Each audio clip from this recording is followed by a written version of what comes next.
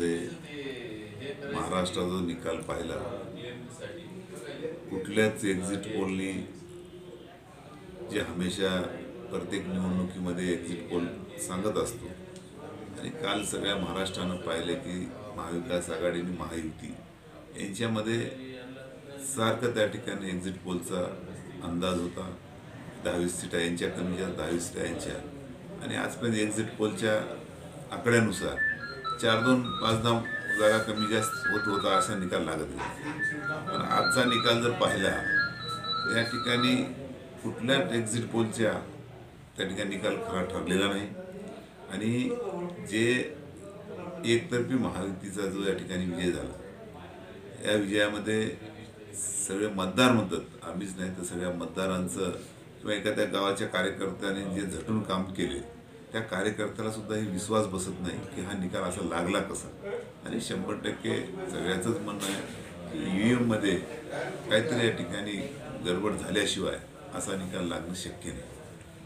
तरी एकंदरीत सत्तेमध्ये 2 दिवसापासून मुख्यमंत्रीपदाची शपथ झालेली नाही, त्यांचं आणि मुख्यमंत्रीपद आणखी निश्चित झालेलं नाही, तर काय वाटते की सत्तेमध्ये फेरबदल होईल की पुन्हा मुख्यमंत्री फडणवीसच होणार?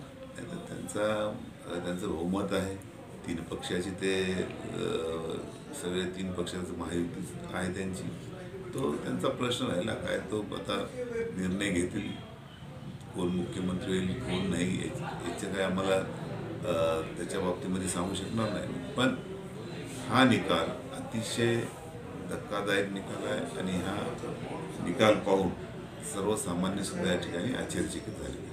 आणि विरोधकामध्ये जे EVM घोटाळा प्रकरणी सर्वोच्च न्यायालयाला जी याचिका दिली होती, चंद्रचूड साहेबांनी, जे सर्वोच्च न्यायालयाचे न्यायाधीश आहेत, त्यांनी फेटाळून लावली, त्याबद्दल काय प्रतिक्रिया देणार? आता सर्वोच्च न्यायालयाचे न्यायाधीश आहेत ते, मला एकच या ठिकाणी सांगायचं आहे की जो निकाल कोर्टाने त्या ठिकाणी निर्णय दिला त्या निर्णयाच्या बाबतीत मी काही म्हणणार नाही, पण लोकांच्या अदालतमध्ये, लोकांच्या न्यायालयामध्ये या दिलेला जो कौल आहे हे मान्य नाही.